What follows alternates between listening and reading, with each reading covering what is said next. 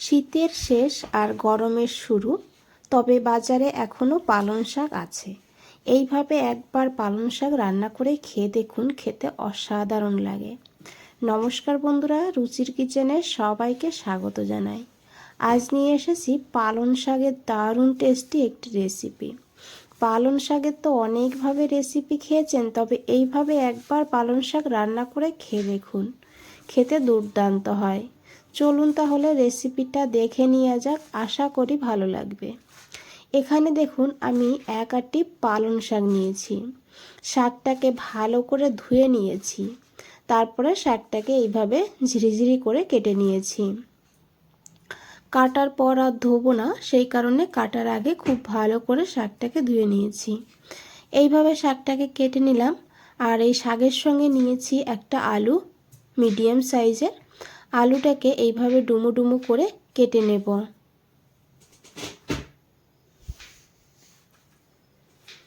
আর এই আলুর সঙ্গে নিয়েছি একটা বেগুন। বেগুনটাকেও একইভাবে কেটে নিতে হবে। আপনারা চাইলে শুধু আলু দিয়েও রান্নাটা করতে পারেন, বেগুনটাকে বাদ দিয়ে। একটু বেগুন দিলে খেতে ভালো লাগবে, সেই কারণে আমি এখানে ছোট সাইজের একটা বেগুন দিয়ে দিয়েছি। আলু আর বেগুনটাকে খুব ভালো করে ধুয়ে নিতে হবে। এখানে দেখুন একটা কড়াইতে দিয়েছি 1 চামচ সর্ষের তেল। রান্নাটা আমি সর্ষের তেলে করেছি, তবে সাদা তেলেও করা যাবে। তেলটাকে খুব ভালো করে গরম করে নিতে হবে। তারপরে এখানে দিতে হবে কিছু বিউলির ডালের বড়ি। আর এই বড়িটাকে মিডিয়াম ফ্লেমে এইভাবে লাল করে ভেজে নিতে হবে, তারপরে তুলে নিতে হবে। এখানে আমি সামান্য একটু লবণ দিয়েছি। আর তারপরে এখানে একটা ডিম নিয়েছি। দেখুন, এই ডিমটাকে এইভাবে এই কড়াইয়ের মধ্যে দিয়ে দেব। আমি এখানে একটা ডিম নিয়েছি, তবে এখানে আপনারা চাইলে আরও একটা ডিম দিতে পারেন, তবে খুব বেশি ডিম দেবেন না, তাহলে আবার খেতে ভালো লাগবে না। একটা না হলে 2টো ডিম এখানে নিতে পারেন। আর ডিমের উপরে আরও একটু লবণ ছড়িয়ে দিলাম, আর তারপর একটু গোলমরিচের গুঁড়ো দিয়েছি।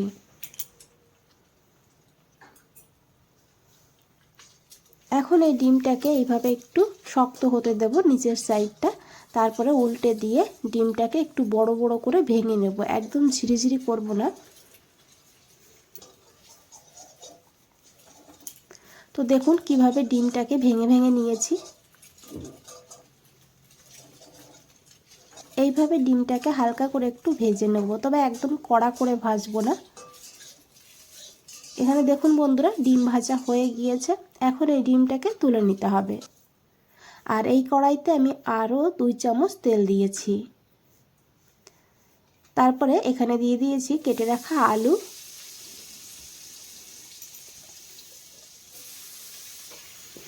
এখন এই আলুটাকে 2 মিনিট এইভাবে ভেজে নেব। আলু যেহেতু রান্না হতে সময় বেশি লাগে, সেই কারণে আলুটাকে এইভাবে একটু ভেজে নিতে হবে। যখন এইভাবে হালকা লাল হয়ে যাবে, তখন এখানে দিয়ে দিতে হবে কেটে রাখা বেগুন। বেগুনটাকে দিয়ে খুব ভালো করে একবার মিশিয়ে নেব। তারপরে এখানে দিয়ে দিতে হবে অল্প করে লবণ আর অল্প করে হলুদের গুঁড়ো।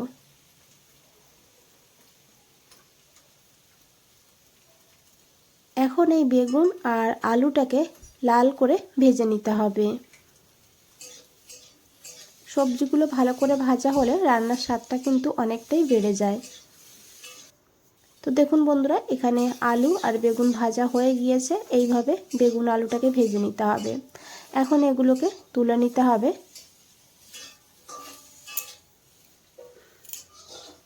আর এই কড়াইতে আমি আরও 2 চামচ তেল দিয়েছি। তেল গরম হয়ে গেলে ফোড়নে দিতে হবে অল্প করে একটু গোটা জিরে, আর তার সঙ্গে অল্প করে একটু কালো জিরে নিয়েছি, আর একটা শুকনো লঙ্কা। ফোড়নটাকে ভালো করে একটু ভেজে নিতে হবে। বন্ধুরা, রান্নাটা খুবই সাধারণ সিম্পল, তবে খেতে কিন্তু দুর্দান্ত হয়। দেখুন ফোড়নটা ভাজা হয়ে গিয়েছে। এখন এখানে দিয়েছি রসুন আর কাঁচা লঙ্কা চেরা। আমি এখানে 6-7 কোয়া রসুন একটু থেতো করে নিয়েছি। তার সঙ্গে 2-3টে কাঁচা লঙ্কাকে চিড়ে দিয়েছি, তবে ঝাল আপনারা আপনাদের প্রয়োজন মতো নিয়ে নেবেন। রসুনটাকে হালকা করে ভেজে নিয়েছি, তারপরে দিয়েছি এখানে পেঁয়াজ কুচি। মিডিয়াম সাইজের একটা পেঁয়াজ এইভাবে কেটে নিয়েছি পাতলা পাতলা করে। পেঁয়াজটাকে দিয়ে এখন পেঁয়াজটাকেও হালকা করে ভেজে নেব, পেঁয়াজের কাঁচা গন্ধ যেন না থাকে সেইভাবে। তো দেখুন বন্ধুরা, এখানে পেঁয়াজ ভাজা হয়ে গিয়েছে। এইভাবে পেঁয়াজটাকে ভেজে নিতে হবে।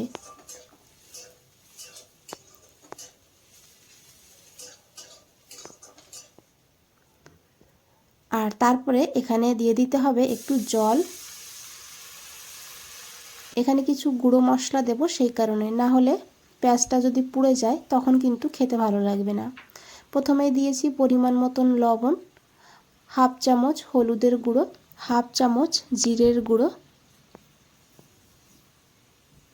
হাফ চামচ লঙ্কার গুঁড়ো। আমি যেহেতু কাঁচা লঙ্কা দিয়েছি সেই কারণে লঙ্কার গুঁড়োটা কম দিয়েছি, তবে আপনারা চাইলে শুধু কাঁচা লঙ্কা দিয়েও রান্না করতে পারেন।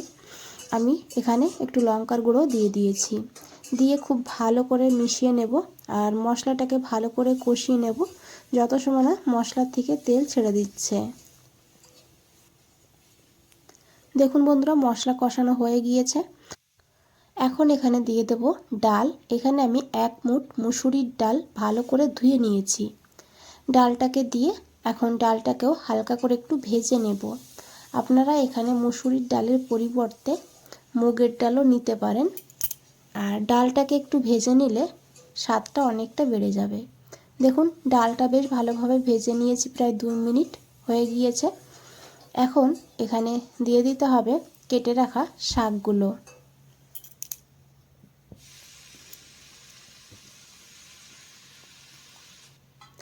শাকটাকে দিয়ে এখন ঢাকা দিয়ে রেখে দেব 5 মিনিট লো ফ্লেমে। 5 মিনিট হয়ে গিয়েছে, ঢাকনাটা খুলে নিয়েছি। শাকটা কিন্তু মজে এসেছে দেখুন। আর এখন একবার খুব ভালো করে মিশিয়ে নেব। আর ডালটাও কিন্তু অনেকটা ফুলেছে, নরম হয়েছে। আর এখন দিয়ে দিয়েছি ভেজে রাখা বেগুন আলু, দিয়ে খুব ভালো করে মিশিয়ে নিতে হবে। এখানে বন্ধুরা সামান্য একটু জল দিয়ে দিতে হবে যাতে ডাল আলু ভালোভাবে সুসিদ্ধ হয়ে যায়, সেই কারণে খুবই অল্প দিতে হবে। রান্নাটা কিন্তু শুকনো শুকনো হবে সেইভাবে। জলটাকে দিয়ে ভালো করে মিশিয়ে নিয়েছি, তারপরে দিয়েছি ভেজে রাখা বড়ি আর ডিম। তবে বড়িটাকে কিন্তু আমি একটু ভেঙে ভেঙে দিয়েছি। দিয়ে এইভাবে হালকা করে একটু মিশিয়ে দেব, তারপরে ঢাকা দিয়ে লো ফ্লেমে আবারও 5 মিনিট রান্না করব। 5 মিনিট হয়ে গিয়েছে, ঢাকনাটা খুলে নিয়েছি। এখন একবার খুব ভালো করে মিশিয়ে নেব। দিয়েছি একটুখানি চিনি। চিনিটা দিলে টেস্টটা খুব ভালো হবে, তবে আপনাদের অপছন্দ হলে স্কিপ করতে পারেন। চিনিটাকে দিয়ে খুব ভালো করে মিশিয়ে নিয়েছি, তারপর একটু ধনেপাতা দিয়ে দিয়েছি। দিয়ে খুব ভালো করে মিশিয়ে নিতে হবে। এখানে বন্ধুরা আলু সিদ্ধ হয়ে গিয়েছে, ডালও কিন্তু সিদ্ধ হয়ে গিয়েছে। দেখুন এইভাবে ডালটাকে সিদ্ধ করে নিতে হবে। আর রান্নাটা দেখে বুঝতেই পেরেছেন কতটা লোভনীয় লাগছে। বন্ধুরা এখানে একটা কথা বলে রাখি, যদি রেসিপিটা দেখে ভালো লেগে থাকে একটা লাইক করে দেবেন, চ্যানেলটাকে সাবস্ক্রাইব করে পাশে থাকবেন, কমেন্টসে জানাবেন কেমন লেগেছে। আর আশা করি দেখে বুঝতেই পেরেছেন কতটা লোভনীয় লাগছে।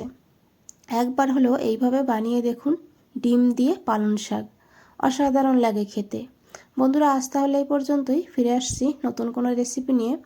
ভালো থাকবেন, সুস্থ থাকবেন। সবাইকে অনেক অনেক ধন্যবাদ এত সময় ধৈর্য ধরে রেসিপিটা দেখার জন্য।